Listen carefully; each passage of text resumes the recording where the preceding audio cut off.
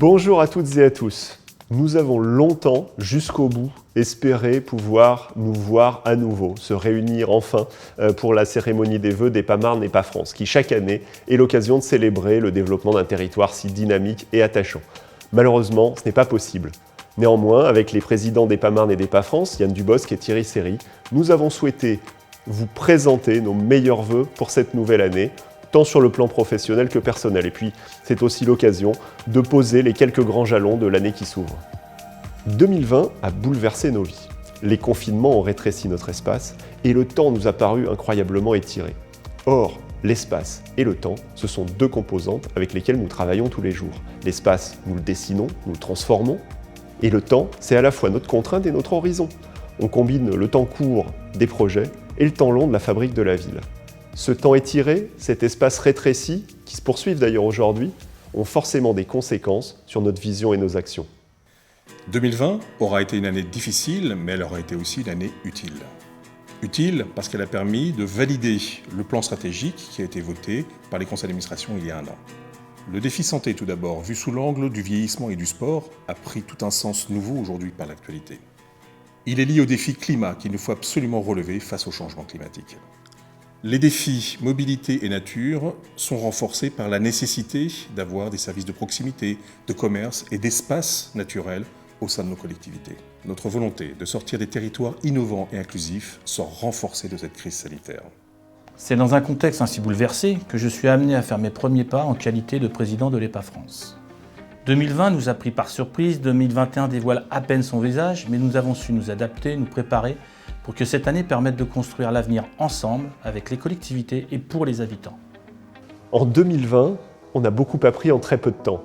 Alors, au nom des présidents, des administrateurs et du comité de direction, je tiens du fond du cœur à remercier les personnels, les équipes, pour leur implication et leur faculté d'adaptation surtout. On a adapté nos méthodes de travail, on a poursuivi tout ce qui pouvait l'être, et on a maintenu un niveau d'activité assez soutenu, même si bien sûr, la crise a bouleversé nos prévisions et nos calendriers. En 2021, nous sommes résolus à continuer nos efforts, à jouer tout notre rôle dans la relance et à préparer demain. Préparer demain, c'est d'abord mettre en œuvre nos opérations. À Villiers-sur-Marne, la ZAC Marne-Europe verra notre chantier le plus important de l'année, avec le soutien financier de l'État, annoncé par la ministre Emmanuelle Wargon à l'occasion de sa visite sur site, pour lancer le fonds Friche. À Bussy-Saint-Georges, une ville qui m'est chère, la réalisation de l'écoquartier du Sycomore se poursuit, avec des ambitions renforcées au service du cadre de vie des nouveaux habitants. En 2021, les projets sont très nombreux.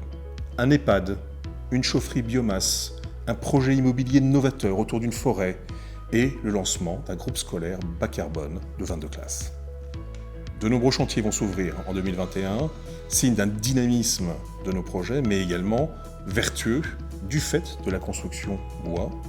L'activité économique est également traitée puisque le lancement de la concertation de la zone économique de la Rucherie va permettre la création de 3000 emplois. Les projets sont nombreux. Je ne reviendrai pas sur les opérations à Bussy-Saint-Georges dont Yann Dubosc a parlé. À Brie-sur-Marne et à Villiers-sur-Marne, les grandes orientations du pôle images et son sont fixées. Avec un partenariat très original avec les deux villes, l'établissement public territorial Paris-Est Marne-et-Bois, l'INA, Nexity, les studios, le projet franchira une nouvelle étape en 2021. À Ormesson-sur-Marne, les travaux de la ZAC des Cantous démarrent et une nouvelle concertation numérique sera lancée sur la ZAC des Châtelets cette fois. À Croissy-Beaubourg s'engage la commercialisation de la ZAC d'activité L'Amiro, qui est exceptionnelle par sa dimension écologique.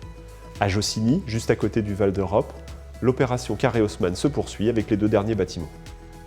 À Champs-sur-Marne et à Noisy-le-Grand, l'année 2021 sera décisive pour les projets autour du pôle gare de Noisy-Champs.